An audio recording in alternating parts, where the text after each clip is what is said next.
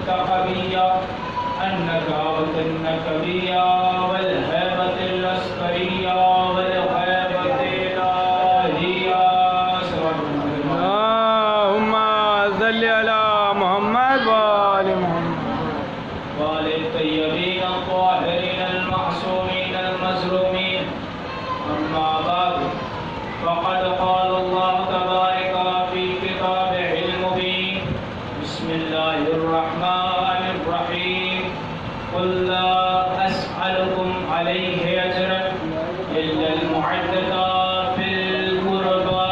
صلى الله عليه وسلم. اللهم صل على محمد وآل محمد. عزیزان گرامی، برادران عزیز، میں جو حضرات باہر کھڑے ہوئے ہیں وہ امام بارگاہ میں تشریف لائیں. یہ فرش عزا مومنوں کے لیے بچھایا گیا ہے. کم از کم اس فرش عزا کا احترام تو کرو. جب بھی کہیں فرش عزا بچھتا ہے تو آپ حضرات کو پتہ ہے کہ ائمہ معصومین اور بی بی فاطمہ الزہرا سلام اللہ علیہا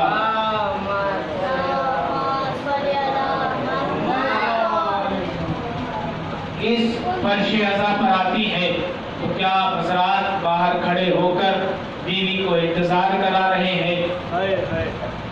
یہ جملہ کیا آپ بیوی کو انتظار کرا رہے ہیں کہ ہم جب مجلس شروع ہوگی تو تب ہی جائیں گے؟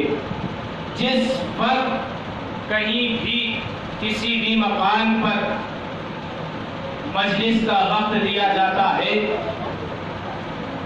وقت پہ بیوی ضرور آ جاتی ہیں لیکن مومن تاخیر کرتے ہیں. صلوات محمد وآل محمد.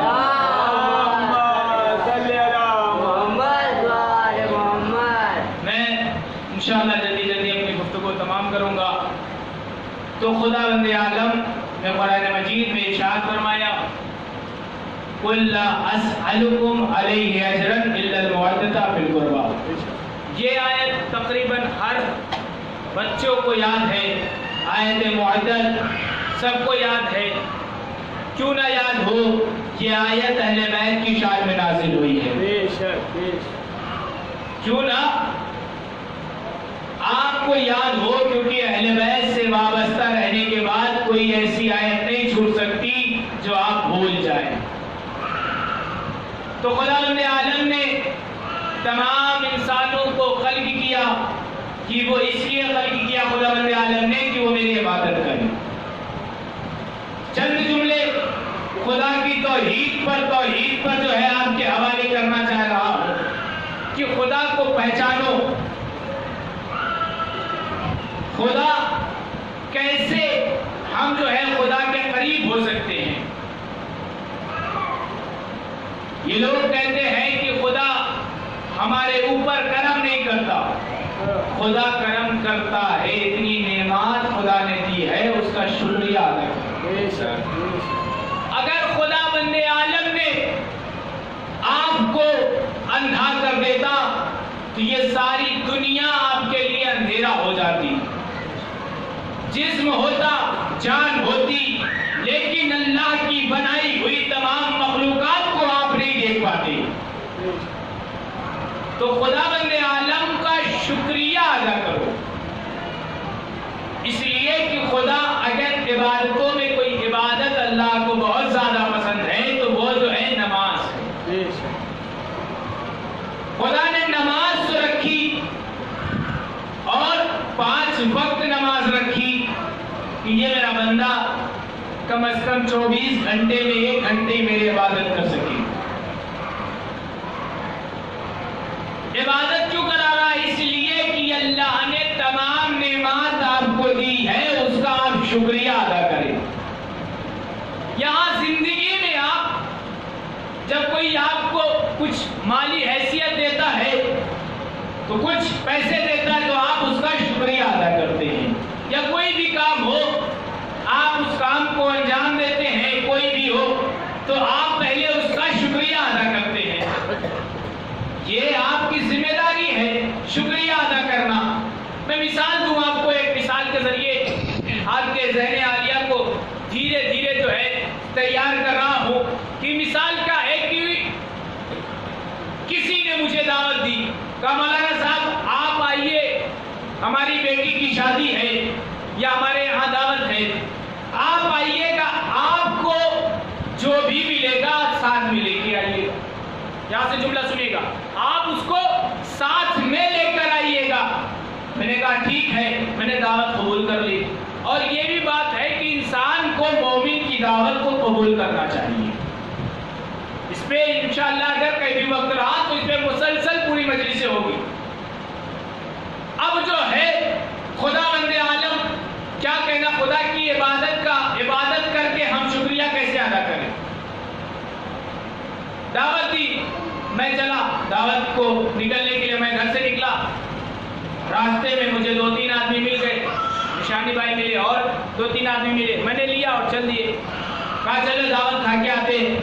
اب جو ہے ہم اس کے گھر پہ پہنچے، کھانا نوش فرمایا. نوش فرمانے کے بعد اب جتنے حضرات ہمارے ساتھ گئے تھے ان سب نے کھانے کو نوش فرمایا. نوش فرمانے کے بعد میں نے کہا چلو اب کھانا کھا چکے، اب چلتے ہیں. جو باضمیر انسان ہوگا وہ یہی کہے گا مولانا صاحب جس نے اتنی بڑی دعوت کا اہتمام کیا ہے، جس نے اتنی بڑی دعوت کا اہتمام کیا ہے، ہمارے کھانے کے لیے کھانا رکھا ہے، پہلے میں اس کا شکریہ ادا کروں گا پھر واپس چلوں گا. پہلے شکریہ ادا کروں گا پھر یہاں سے واپس جاؤں گا. میں کہوں گا بھائی تمہیں کھانے سے مطلب تھا، تم نے کھا لیا، اب یہاں سے چلو، شکریہ ادا کرنے کی کیا بات ہے. نہیں، جو باضمیر انسان ہوگا وہ یہی بار بار تکرار کرے گا مولانا صاحب صرف کھانا کھا لینا کمال نہیں ہے، بلکہ کھانا کھانے کے بعد جس نے یہ دعوت کا اہتمام کیا ہے اس سے ملا دیجئے، اس لیے کہ پہلے شکریہ ادا کروں گا، شکریہ ادا کرنے کے بعد یہاں سے ہم جائیں گے. تو بھیا جب ایک عام دعوت کے لیے آپ شکریہ کے بغیر واپس نہیں جا رہے ہیں، اللہ نے تمہارے لیے کتنی نعمتیں ادا کی ہے. یہ رزق عطا کیا اللہ نے، یہ جسم کے جتنے بھی اعضاء ہیں اللہ نے آپ کے صحیح و سلامت دیے ہیں. تو کیا اللہ کا آپ شکریہ کیے بغیر اس دنیا سے اس دنیا میں جانا چاہتے ہیں؟ صلوات پڑھیں محمد اللہم صلی علی تو اللہ کا شکریہ ادا کرو. اللہ اپنے بندوں سے صرف عبادت چاہتا ہے. اللہ نے کہا میں جن و انس کو خلق ہی نہیں کرتا اگر وہ میری عبادت نہ کرتے. خلق کرنے کا مقصد عبادت ہے. میں آپ کے سامنے آیت مجیدہ کی جو تلاوت کی ہے، قرآن مجید اور خداوند عالم اپنے حبیب سے کہہ رہا ہے قُلْ لَا أَسْأَلُكُمْ عَلَيْهِ أَجْرًا إِلَّا الْمُعَدَّةَ فِي الْقُرْبَى. وہ رسول کہہ رہا، رسول سے کہہ رہا اللہ، جسے کبھی طٰہٰ کہا، کبھی یاسین کہا، کبھی مدثر کہا، کبھی مزمل کہا، کبھی طٰہٰ کہا، جتنے القابات سے رسول کو نوازا ہے اس رسول سے کہہ رہا ہے کہ کہہ دیجئے کہ اجر رسالت نہیں چاہیے. اجر رسالت نہیں چاہیے مگر یہ کہ ہمارے قرابت داروں سے معدت اختیار کرو. اب یہاں پر اجر رسالت آپ کے ذہن میں رہے کہ اجر رسالت کتنی بڑی چیز ہے. تمام انبیاء اور رسول آئے اس دنیا میں اور آنے کے بعد تبلیغات کی اللہ کی. رسول سے پہلے ایک کم 1,24,000 انبیاء اس دنیا میں آئے اور آنے کے بعد جو ہے تبلیغات کی اور خدا کو پہچانوایا. خدا اپنے حبیب سے کہہ رہا ہے حبیب کہہ دیجئے کہ اجر رسالت نہیں چاہیے مگر یہ کہ ہمارے قرابت داروں سے معدت اختیار کرو.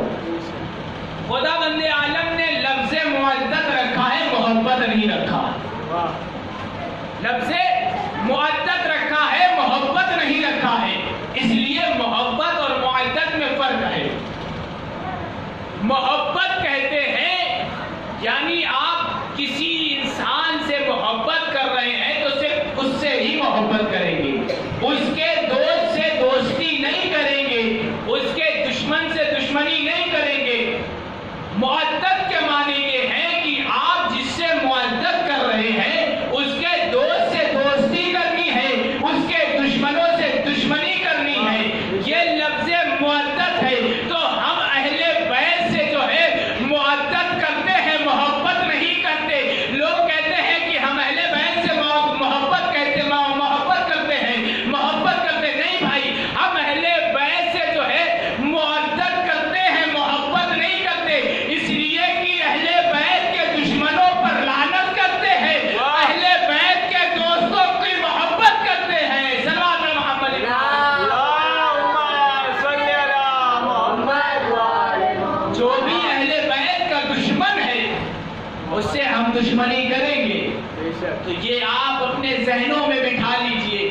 محبت نہیں معدد کہیے، جو بھی معدد کے فائز پر انجام ہوا، جو بھی معدد تک پہنچا ہے، اسے میثق کہتے ہیں، اسے ابوذر کہتے ہیں، اسے مقدار کہتے ہیں۔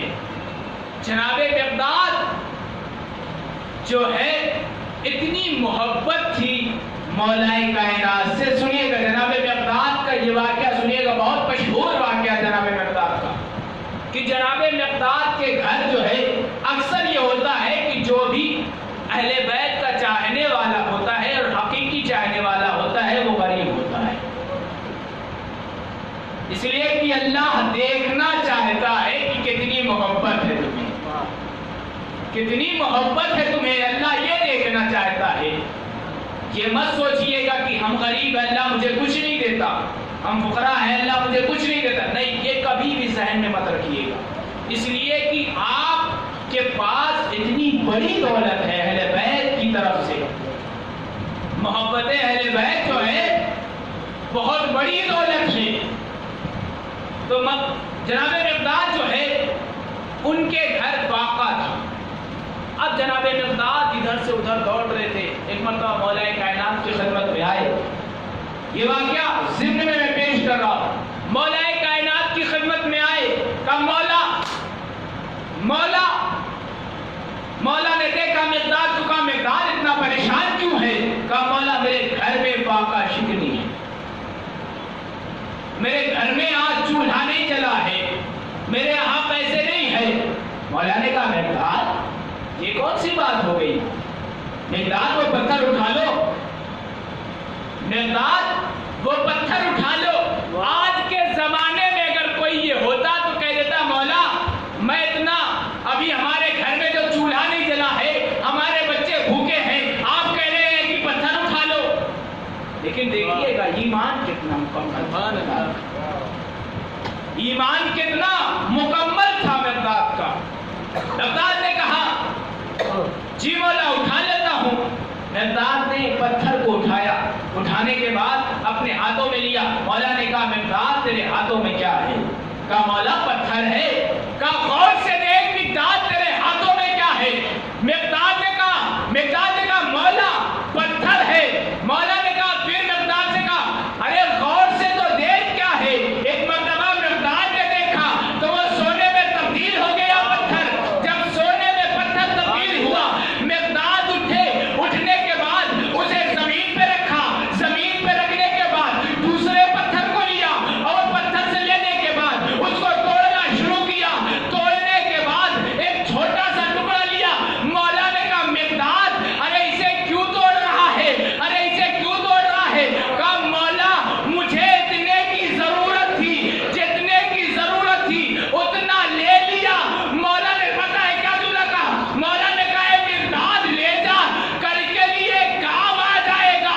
مقداد کا کیا جملہ ہے سنیے گا۔ مقداد نے کہا مولا جس کے پاس آپ جیسا مولا ہو اس کو کل کی کیا ضرورت؟ سبحان اللہ۔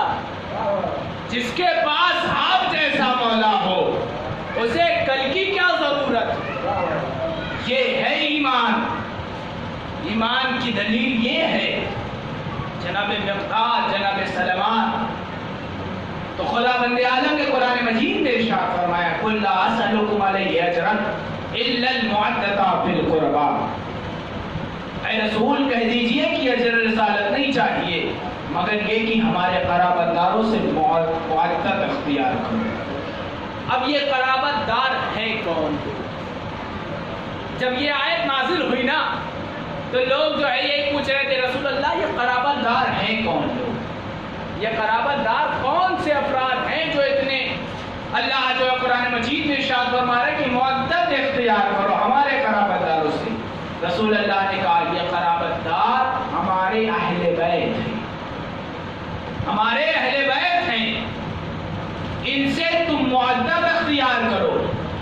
اور رسول نے پہچنوایا بھی۔ تو میں نے کہا تھا نا کہ یہ آپ ذہن میں رکھیے کہ اجر رسالت کتنی بڑی چیز ہے۔ اللہ نے تمام اجر رسالت کو ایک طرف رکھ دیا اور اہل بیت کی محبت ایک طرف رکھ دی۔ کہا اجر رسالت نہیں مگر یہ کہ ہمارے قرابت داروں سے محبت اختیار کرو. خدا کہہ رہا کہ ہمارے قرابت داروں سے محبت اختیار کرو. نبی جو ہے تمام نبی جو ہے یہ نبی رسول اللہ صلی اللہ علیہ وسلم جو ہے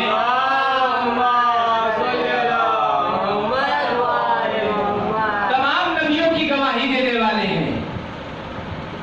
افضل بنایا تمام نبیوں سے افضل رسول خدا ہے.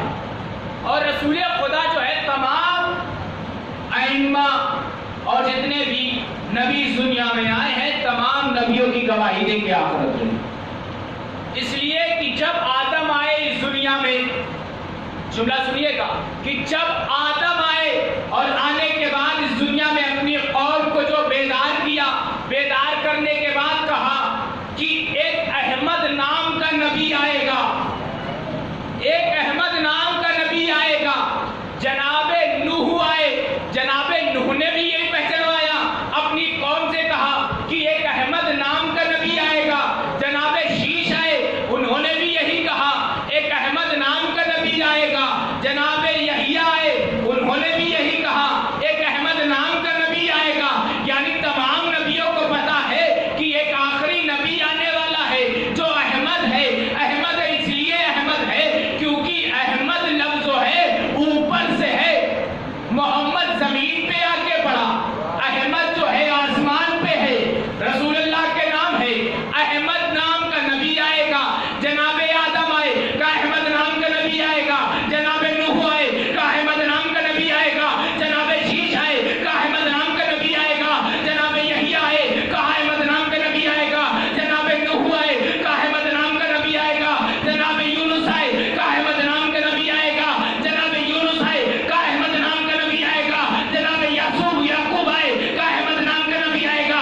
جناب یوسف آئے کا احمد نام کا نبی آئے گا. جناب موسیٰ آئے کا احمد نام کا نبی آئے گا. جناب ابراہیم آئے کا احمد نام کا نبی آئے گا. جناب سلیمان آئے کا احمد نام کا نبی آئے گا.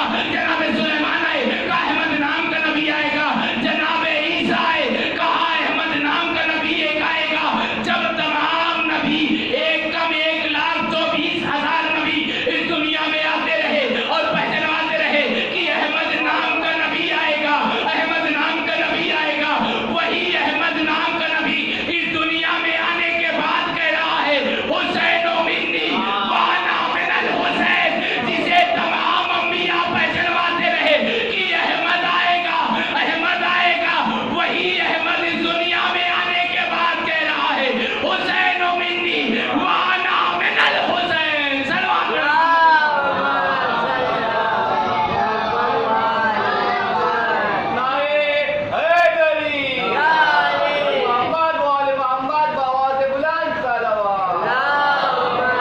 خداوند عالم قرآن مجید میں ارشاد فرمایا، اے حبیب کہہ دیجئے کہ اجر رسالت نہیں چاہیے مگر یہ کہ ہمارے قرابت داروں سے محبت اختیار کرو. لفظ محبت کہا ہے خداوند عالم. تو تمام نبیوں کی گواہی رسول خدا نے کی. آدم کی گواہی رسول خدا نے کی، نوح کی گواہی رسول خدا نے کی، شیش کی گواہی رسول خدا نے کی. اور جناب نوح علیہ السلام یہ روایتوں میں ملتا ہے، تاریخوں میں ملتا ہے کہ جناب نوح علیہ السلام جو ہے اللہ نے ان کو 2500 برس زندگی دی اور 950 برس انہوں نے تبلیغات کی ہے. 950 برس تبلیغات کی ہے اور کتنی محنت کی ہے جناب نوح نے. سنیے گا کہ جناب نوح جو ہے جب کشتی بنا رہے تھے نا تو لوگ جب جناب نوح کی بیوی کے پاس جاتے تھے کہتے تھے کہ نوح کہاں ہے، تو سنیے گا بیوی کیا کہتی تھی جناب نوح کی. جناب نوح کی بیوی کیا کہتی تھی؟ کہتی تھی کہ وہ تو پاگل ہو گئے، وہ تو پاگل ہو گئے ہیں. اللہ نے اسی لیے قرآن مجید میں کافروں کے لیے جناب نوح اور جناب لوط کی بیوی کو مثال قرار دیا. اسی لیے جناب جو ہے رسول خدا جو ہے تمام نبیوں کی گواہی دیں گے. اب جناب نوح علیہ السلام کو اللہ نے اتنی طویل زندگی دی ہے جناب نوح علیہ السلام کو. اور جناب نوح علیہ السلام جو ہے اس دنیا میں آنے کے بعد اللہ کی تبلیغ کرتے رہے، اور پتہ ہے جناب نوح علیہ السلام کو ان کی قوم اتنے پتھرے مارا کرتی تھی کہ جناب نوح پتھروں سے ڈھک جایا کرتے۔ یہ تاریخ میں واقعہ لکھا ہوا کہ جب جناب نوح جو ہے اللہ کی طرف لوگوں کو پلٹاتے تھے تو جناب نوح کی قوم جو ہے جناب نوح کو اتنے پتھرے مارا کرتی تھی کہ جناب نوح جو ہے پتھروں کے درمیان ڈھک جایا کرتے تھے۔ ایسے نہیں دین اسلام ہم تک پہنچا ہے، کتنی محنت کی ہے نبیوں نے، نبی نے کتنی محنت کی ہے، اور یہ جملہ یاد رہے گا کہ نبی نے کتنی محنت کی ہے۔ تو جناب نوح علیہ السلام جو ہے پتھروں کے درمیان ڈھک جایا کرتے تھے، تو اللہ فرشتے کو بھیجتا تھا، اور بھیجنے کے بعد کہتا تھا کہ جاؤ اور پتھروں کو ہٹاؤ، اور ہٹانے کے بعد جناب نوح کے جسم پہ جو بھی زخم ہوں گے اپنے پر مس کرتے رہنا، زخم ٹھیک ہوتے جائیں گے۔ اپنے پر مس کرو گے زخم ٹھیک ہو جائیں گے۔ اللہ نے فرشتے کو بھیجا، کس لیے بھیجا کہ جناب نوح کی قوم نے جناب نوح کو اتنا مارا کہ جناب نوح پتھروں کے درمیان ڈھک جایا کرتے تھے۔ اللہ نے فرشتوں کو بھیجا، بھیجنے کے بعد کہا کہ جاؤ نوح کے جسم سے پتھروں کو ہٹاؤ، اور ہٹانے کے بعد اپنے پر کو نوح کے جسم پہ مس کرو، جو بھی زخم ہوگا وہ ٹھیک ہو جائے گا۔ یہ ہے جناب نوح۔ آئیے چلیے 3 شعبان کو آئیے دیکھیے کہ جناب نوح ادھر فرشتے جو ہے جناب نوح کو شفا دے رہے ہیں۔ 3 شعبان کو جب امام حسین کی ولادت ہوئی ہے نا، ولادت ہونے کے بعد اللہ نے تمام فرشتوں کو آزاد کر دیا کہ جاؤ۔ جبریل تمام فرشتوں کے ساتھ ابھی آ ہی رہے تھے زمین پہ کہ ایک فرشتہ جو ہے کونے میں پڑا ہوا تھا، جسے فطرس کہتے ہیں، جملہ سنیے گا، جسے فطرس کہتے ہیں۔ اب جو فطرس نے کہا کہ اے ملائکو مجھے بھی لے کے چلو، ملائکہ لے کر در حسین پہ آئے ہیں۔ وہ جملہ یاد رہے کہ وہاں پر جناب نوح جو ہے، اور جناب نوح جو ہے جب بھی کبھی پتھرے کھاتے تھے، چوٹ لگتی تھی تو فرشتے شفا دیتے تھے۔ آئیے 3 جو شعبان کو نا آپ نے دیکھا نا، اب جب تمام فرشتے آ گئے ہیں، اور آنے کے بعد ایک مرتبہ جناب امام حسین کے قریب تمام فرشتے آئے ہیں، اور آنے کے بعد فطرس نام کا فرشتہ آیا ہے۔ امام حسین سے مس نہیں ہوا ہے، جملہ سنیے گا، امام حسین سے مس نہیں ہوا ہے، بلکہ امام حسین کے جھولے سے مس کیا۔ اللہ نے جو ہے فطرس کے بالوں پر لوٹا دیے۔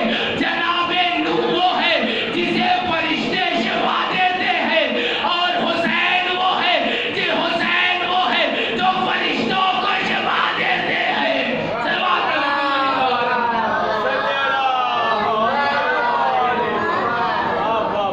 حسین وہ ہے جو فرشتوں کو شفا دیتے ہیں۔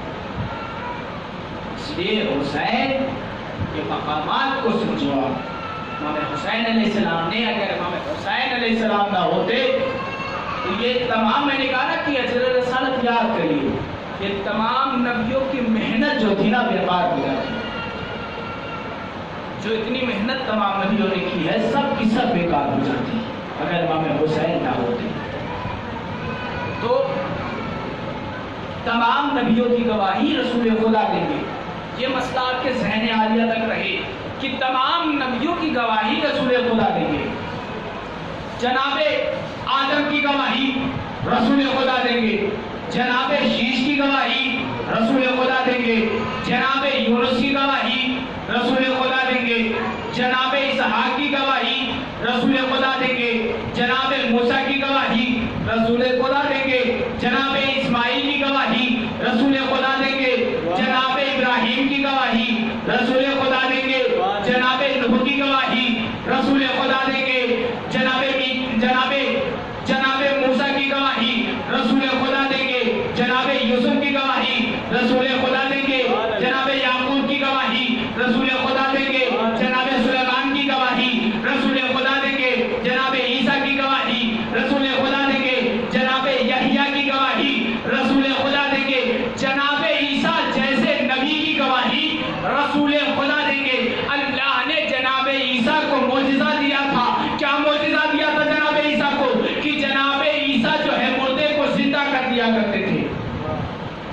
جناب عیسیٰ جو ہے مردے کو زندہ کر دیا کرتے تھے. معجزہ یہ اللہ نے جناب عیسیٰ کو دیا کہ وہ مردے کو زندہ کیا کرتے تھے. اور کیسے زندہ کیا کرتے تھے پتہ ہے؟ ٹھوکر مارتے تھے, کہتے تھے قم بإذن اللہ, اٹھ جا اللہ کے حکم سے.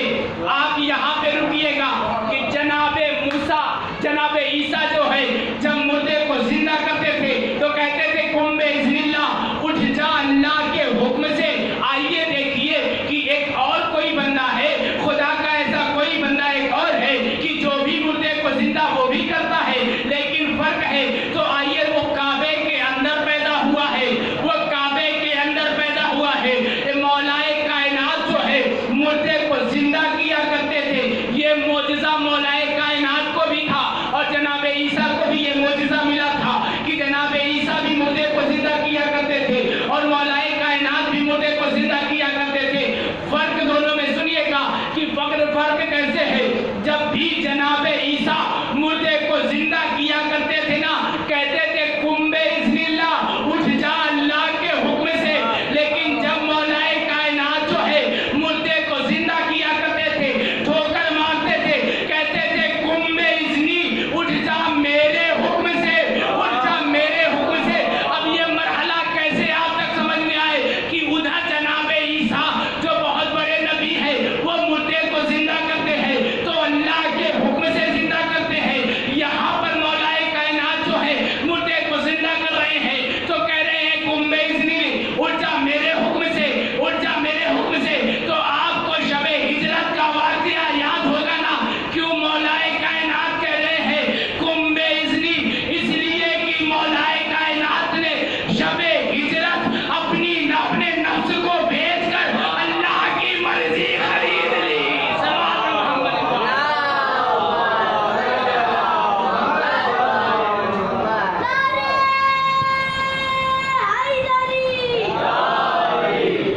یعنی اپنے نفس کو بیچا, اللہ کی مرضی خریدی. اب جو ہے مولائے کائنات اس لیے زندہ کرتی تھی. تو میں کہہ رہا ہوں کہ اجر رسالت کی بات یہاں پہ چل رہی ہے. تو اجر رسالت تمام نبیوں کی گواہی رسول خدا دیں گے.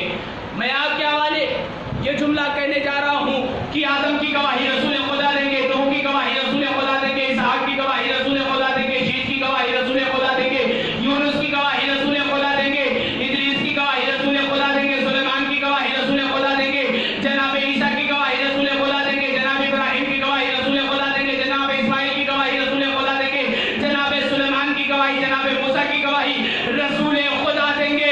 ایک کم 1,24,000 نبیوں کی جو گواہی دے اسے محمد کہتے ہیں. محمد کی ولایت کی جو گواہی دے اسے علی ابن ابی طالب کہتے ہیں.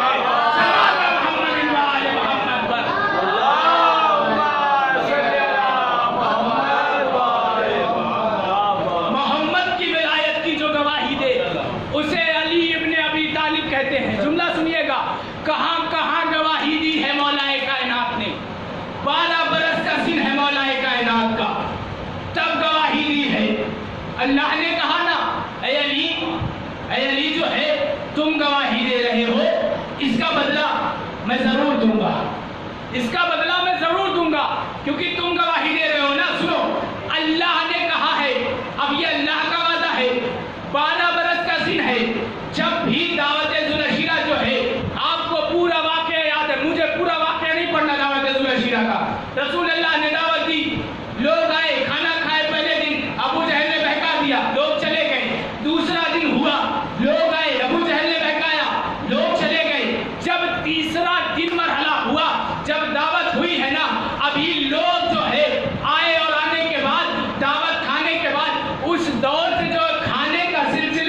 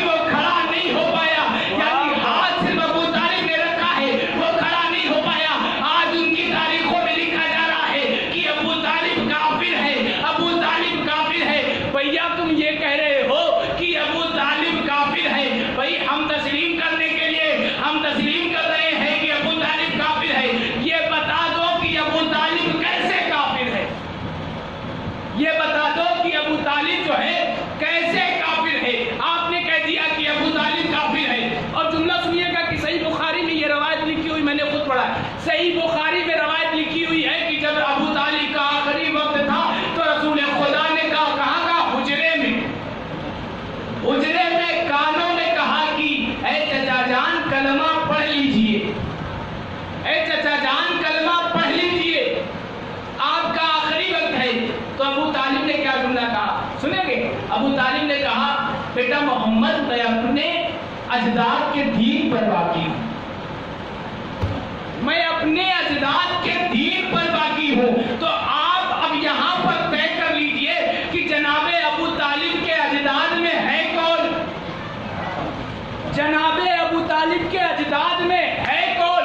جناب ابو طالب کے اجداد میں جو ہے، جناب ابو طالب کے اجداد کو دیکھا جائے تو جناب مناف ملیں گے، جناب مطلب ملیں گے، یعنی یہ سب تمام ہے۔ اب جو ہے جناب ابراہیم ملیں گے۔ اب یہ سنیے گا کہ جناب ابراہیم، فیصلہ خود کر لیجئے کہ جناب ابراہیم مسلمان تھے کہ نہیں تھے؟ جناب ابراہیم مسلمان تھے کہ نہیں تھے؟ جناب ابراہیم کو اللہ نے نبوت بھی دی تھی، امامت بھی دی تھی۔ اب رسول خدا نے جب یہ کہا، اور کہاں کا؟ حجرے کے اندر کہا، حجرے کے اندر اور کان میں کہا۔ اور عرب میں جو ہے گھر ہوتے تھے، عرب کا گھر جو ہوتا تھا پہلے جو ہے دروازہ، پھر جو صحن، صحن کے بعد حجرے ہوتے تھے، صحن کے بعد حجرے ہوتے تھے۔ یعنی یہ کتنے سننے والے تھے، کتنے سننے والے تھے۔ یہ کیا کہا کہ رسول اللہ نے ابو طالب کو حجرے میں، ابو طالب کا آخری وقت تھا، ابو طالب کا آخری وقت تھا، اور کانوں میں یہ جملہ کہا، اے چچا جان کلمہ پڑھ لیجئے، اے چچا جان کلمہ پڑھ لیجئے۔ بھائی یہ کیسے مسلمان ہے؟ عجیب مسلمان ہے، یہ عجیب مسلمان آئے ہیں۔ اگر سننے پہ آتے ہیں تو کمرے میں کہی ہوئی بات، کانوں میں کہی ہوئی بات سن لیتے ہیں، اگر نہیں سننے چاہتے ہیں تو غدیر کے میدان میں رسول اللہ دونوں ہاتھوں کو بلند کر کے دکھا کے بھی کہہ رہے ہیں، من کنت مولا ہو فہذا علی المولا۔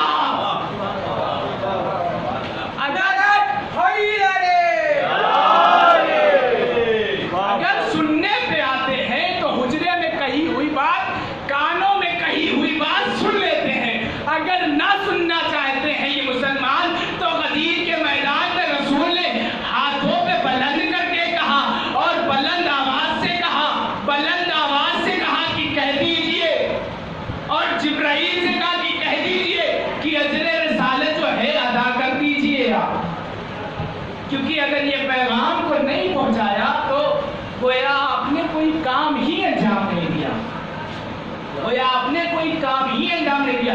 یعنی یہ مرحلہ، ولایت کا مرحلہ کتنا اہم مسئلہ ہے، ولایت کا مسئلہ کتنا اہم ہے کہ اللہ جو ہے اپنے رسول کو، یعنی تمام نبی کو بھیجا، اور رسول کو گواہ بنا کے بھیجا نا، کہ تمام نبیوں کا گواہ رسول اللہ کو بنایا۔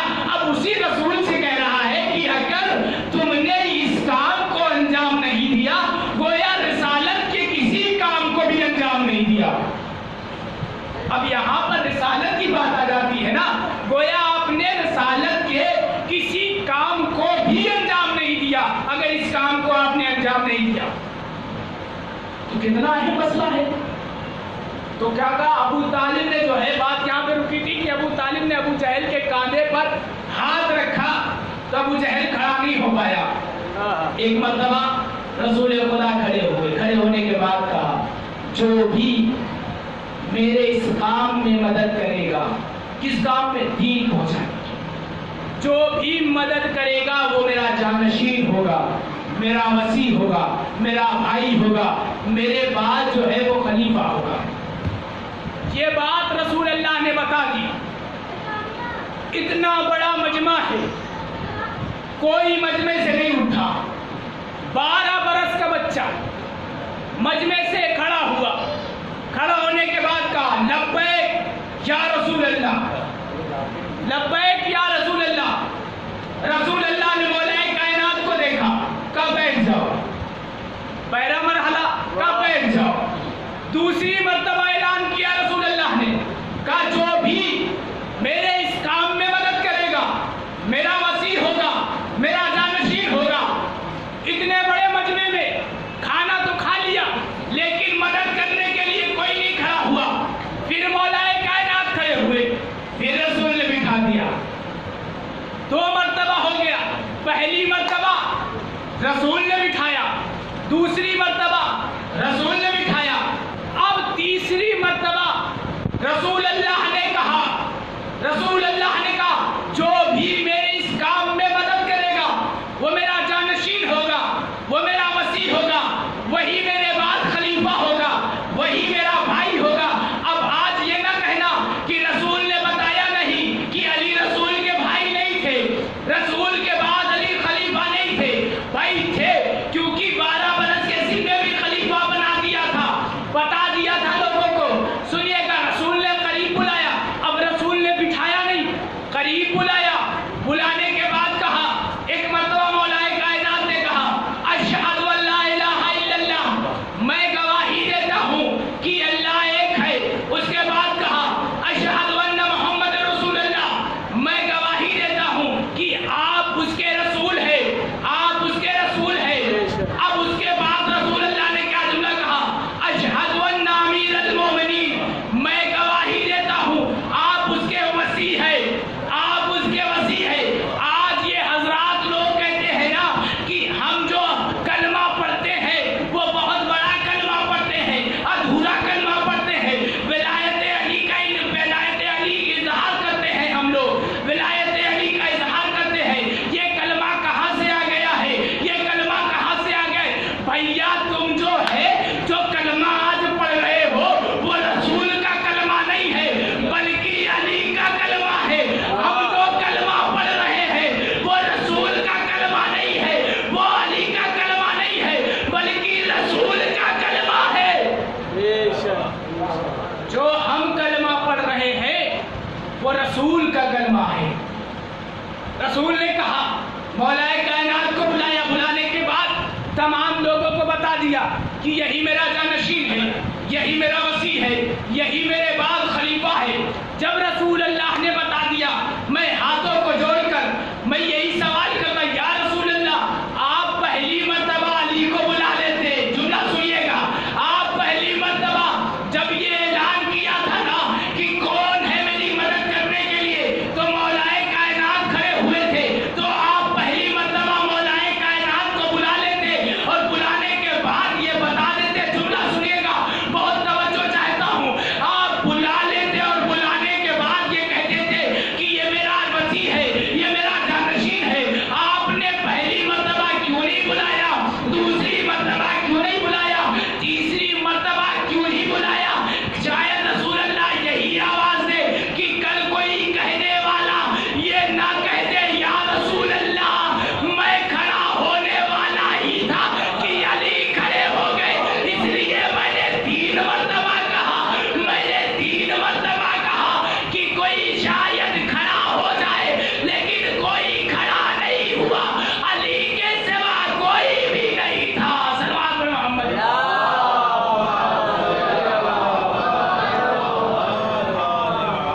مولا کائنات کے سوا کوئی بھی نہیں تھا، اس لیے کہ رسول کو یقین تھا کہ اگر کوئی دین پہنچائے گا میرے بعد تو علی پہنچائے گا۔ یہ خلافت پہ بیٹھ جانا الگ بات ہے، خلافت پہ بیٹھ جانا الگ بات ہے، اگر دین پہنچائے گا، کوئی بھی دین پہنچائے گا تو جو ہے علی پہنچائیں گے۔ اس لیے کہ خلافت پہ بیٹھنے کے بعد بھی جب کوئی رومی اور شامی سوال کے لیے آتا تھا نا تو جواب نہیں دے پاتے تھے۔ آخری بات کا انشاءاللہ رب مسائل، کوئی بھی اگر رومی یا شامی آتا تھا تو جو ہے جواب نہیں ملتا تھا تو اسے درے علی پر ہی آنے کے بعد سوال کا جواب ملتا تھا۔ ایک مرتبہ ایک رومی آیا اور آنے کے بعد مدینے میں آیا، کہا رسول کا جانشین کون ہے؟ جملہ سنیے گا کہ رسول کا جانشین کون ہے؟ لوگوں نے بتایا کہ فلاں ابن فلاں ہے۔ پہنچے دربار میں، دربار میں پہنچنے کے بعد کہا میرا ایک سوال ہے۔ کہا بول تیرا کیا سوال ہے؟ خلیفہ نے کہا تیرا کیا سوال ہے؟ کہا یہ قرآن مجید میں آیت ہے نا، ان اللہ علی کل شیء قدیر، اللہ ہر شے پر، تمام چیزوں پر جو ہے قادر ہے، ہر شے پر قادر اللہ، ہر چیز کر سکتا ہے۔ اب یہ آیت ہے قرآن مجید، ہاں بے شک اللہ ہر کام کو انجام دے سکتا ہے۔ تو سنیے گا کیا سوال کیا اس رومی نے، کہا کہ اچھا یہ بتاؤ جب تمہارا خدا ہر شے پر قادر ہے، کیا خدا کوئی دوسرا خدا بنا سکتا ہے؟ جملہ سنیے گا، کیا خدا کوئی دوسرا خدا بنا سکتا ہے؟ اگر جواب دے دے ہاں بنا سکتا ہے تو وحدہ لا شریک نہیں ہے، تو اس کا کوئی شریک ہو جائے گا۔ اگر کہہ دے کہ نہیں بنا سکتا تو ہر شے پر قادر نہیں رہے گا۔ اب یہ مرحلہ بہت اٹکا اس کو۔ اب جو دربار میں علماء کرام بیٹھے ہوئے ہیں ان کی طرف رجوع کرتے ہیں، کرنے کے بعد کہا آپ لوگ اس کا جواب دیجئے۔ کہا خلیفہ وقت مجھے 3 دن کی مہلت دیجئے۔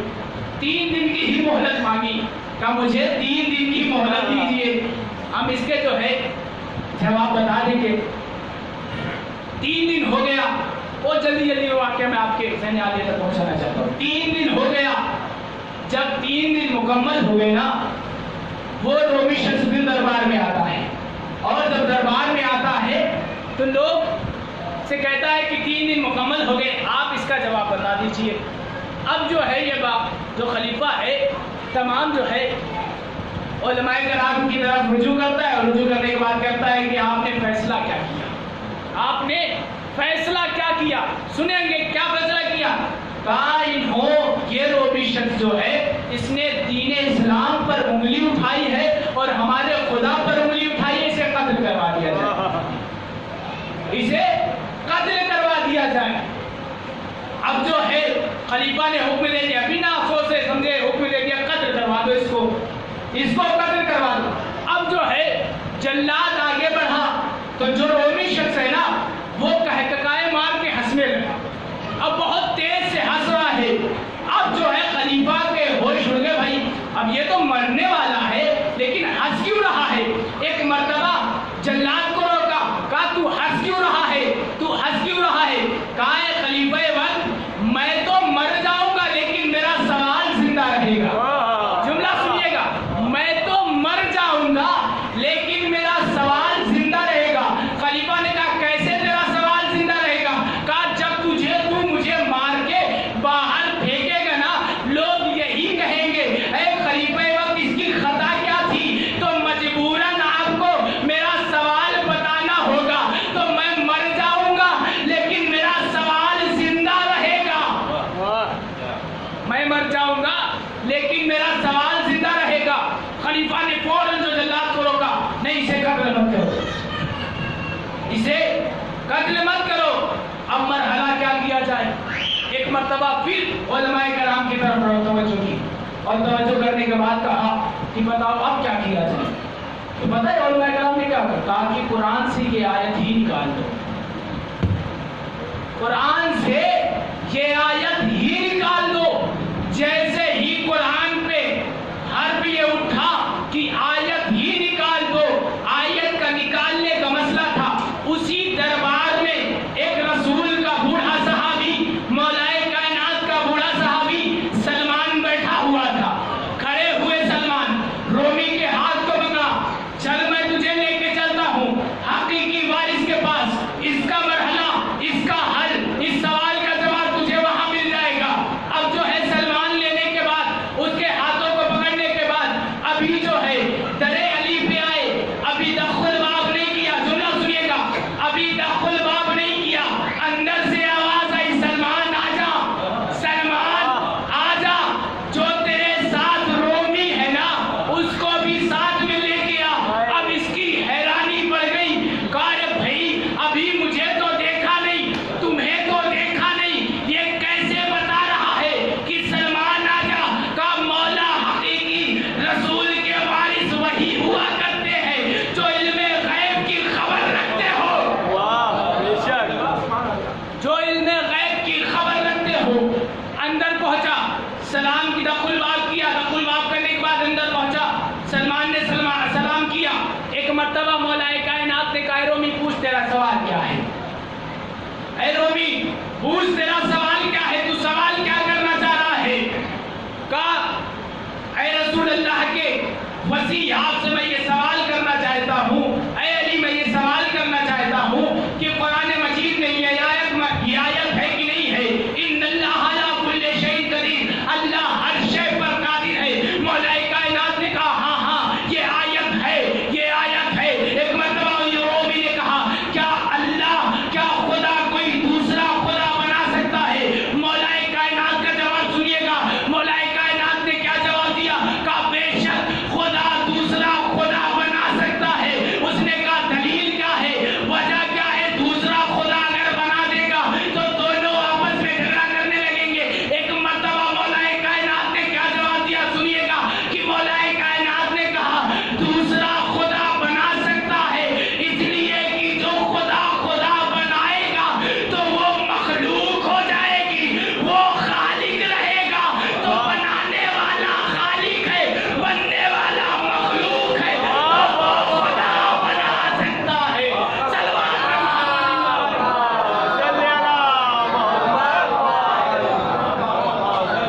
یہ مخلوق ہو جائے گی، وہ خالق رہے گا، اس لیے کہ وہ خدا بنا سکتا ہے۔ خدا مولا کائنات اگر نہ ہوتے تو ہم تک اصلی دین نہیں پہنچتا، اور یہی سلسلہ مولا کائنات کے سلسلے ہوتے ہوئے امام حسن علیہ السلام اور شہزادی نے کتنے دین پہنچائے ہیں رسول کی شہادت کے بعد، اور امام حسین اگر اپنی قربانی نہ دیتے نا تو یہ جو دین کب کا بن گیا ہوتا۔ اسی لیے رسول نے کہا تھا نا حسین غنی بانا من الحسین، لوگوں کو یہ جملہ اس وقت سمجھ میں آیا کہ رسول نے کہا حسین حسین مجھ سے ہے اور میں حسین سے ہوں۔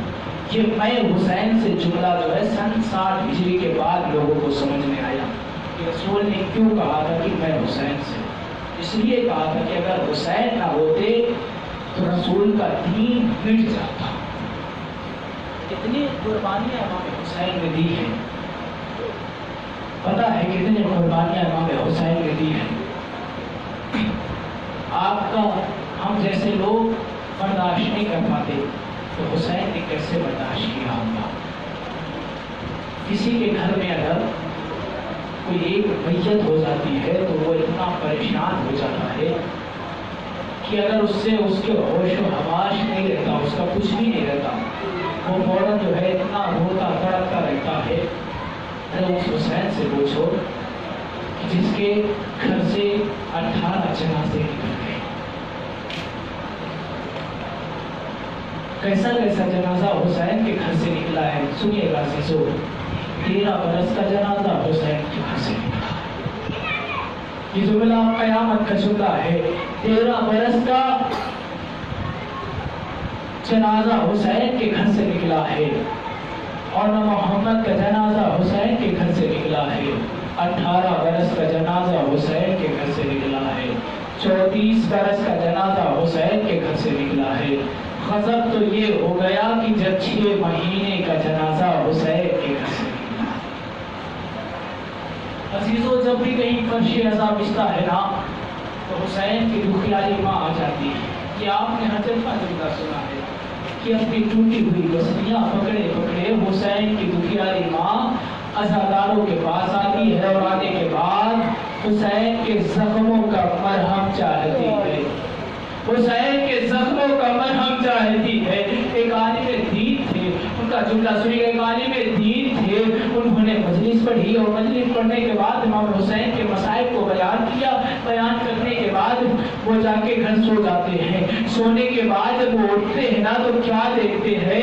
جب وہ سونے کے بعد سونے میں خواب میں امام حسین ان کے پاس آتے ہیں، اور جب امام حسین ان کے پاس آتے ہیں نا تو امام حسین کا تمام بدن جو ہے زخمی ہوتا ہے، تمام بدن زخمی دیکھا اس عالم دین نے، بدن کو زخمی دیکھا، ایک مرتبہ رونے لگے۔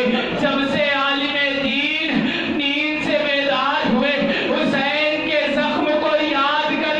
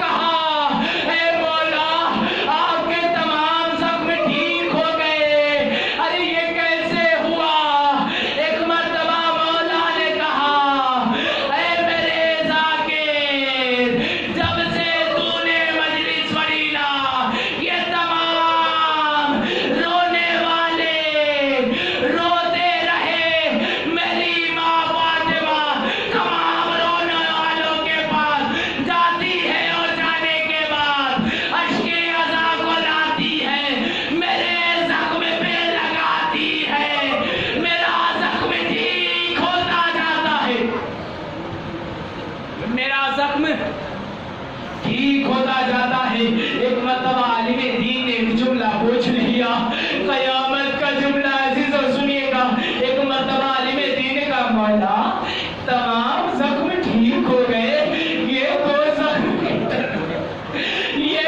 زخم کیوں نہ ٹھیک ہوئے؟ مولا نے کہا ایسا کی تو سننا چاہتا ہے نا کہ یہ زخم کیوں نہیں ٹھیک ہوئے؟ ارے سینے کا زخم میرے علی اکبر کا زخم ہے، بازو کا زخم میرے عباس کا زخم ہے۔ جب کوئی کریل جوان بیٹا اس دنیا سے جاتا ہے تو باپ کا زخم سینے پہ ہوتا ہے، جب کوئی بھائی جاتا ہے نا تو بازو، ارے جو شانہ بشانہ چلنے والا بھائی ہوتا ہے، ارے اس کے زخم ہوتے ہیں۔ عزیزو چند جملے سن لیجئے مسائل کے، یہ ہے امام حسین کے مسائل۔ جتنے مسائل امام حسین پہ پڑے ہیں نا اتنے مسائل امام حسین کی 4 برس بچی سکینہ کے اوپر ڈھائے گئے تھے۔ پتہ ہے سکینہ پہ کیوں مسائل ڈھائے گئے؟ اس لیے کہ سکینہ جو ہے حسین کی بچی ہے، سکینہ حسین کی بچی ہے، اس لیے مسائل ڈھائے گئے ہیں، سکینہ پہ اس لیے مسائل ڈھائے گئے ہیں۔ عزیزوں یہ قافلہ جب روانہ ہوا ہے، ابھی چند دور یہ قافلہ پہنچا تھا کہ ایک مرتبہ سکینہ کو ستانے کے لیے ایک اور ظلم کیا گیا۔ کیا ظلم کیا گیا؟ کہ سکینہ کی ماں کے گود سے اتارا گیا، اونٹ کی ننگی پشت پہ سکینہ اونٹ کی ننگی پشت پہ سکینہ کو باندھا گیا، اور پتہ ہے اونٹ کو کیسے چلایا گیا؟ اونٹ کو دوڑاتے ہوئے چلایا۔ سکینہ ایک مرتبہ جب اونٹ دوڑتا تھا نا، سکینہ کہتی تھی اے بھیا سجاد، یہ بہن پانی نہ مانگے گی، ارے جبل سے کہہ دو کہ اونٹ سے مجھے اتار دے۔ یہ سکینہ پانی نہ مانگے گی، کہہ دو کہ اونٹ سے مجھے اتار دے۔ جزاک اللہ کی آوازیں بلند ہو گئی، جتنا ہو سکے اتنا رو لیجئے، رونے میں بخل مت کریے گا، بلند آواز سے گریا کریے، اس لیے کہ میرا چچا امام کہتا ہے کہ جب بھی میرے جان یاد ادا کے مسائل پڑھے جائے تو ایسا گریا کیا کرو جیسے ایک جوان کا لاشا مرے گھر سے نکلتا ہو، جیسے ایک جوان کا لاشا بڑے گھر سے نکلتا ہو۔ عزیزو میں نے تمام مسائل کو چھوڑ دیا، چند مسائل سنیے گا۔ یہ قافلہ شام کے زندان میں پہنچ گیا، شام کے زندان میں پہنچ گیا۔ یہ ستائی ہوئی بچی ہے، ایک مرتبہ بابا کو یاد کرتے کرتے سو گئی، سونے کے بعد ایک مرتبہ اٹھی، کریا کر رہی ہے، بابا بابا کر کے ارے پکار رہی ہے۔ ایک مرتبہ لوگوں نے غیر شام کے زندان میں جو ہے بیوی زینب نے پوچھا بیٹی سکینہ کیا ہوا؟ کہا اے پھوپھی اماں ابھی تو میرے بابا آئے تھے، ابھی تو میرے بابا آئے تھے، میرے بابا کہاں گئے؟ اے پھوپھی اماں مجھے بتا دو کہ میرے بابا کہاں گئے، میرے بابا کہاں گئے؟ پھوپھی سمجھ گئی کہ بچی نے جو ہے خواب میں اپنے بابا کو دیکھا ہے۔ ایک مرتبہ زندان شام میں کوہرام برپا ہوا، ارے یزید نے امام حسین کے سر کو زندان میں بھیجا۔ جب کوئی بچہ روتا ہے نا تو لوگ اسے خوش کرانے کے لیے ٹافی وغیرہ دیتے ہیں، لیکن ہماری سکینہ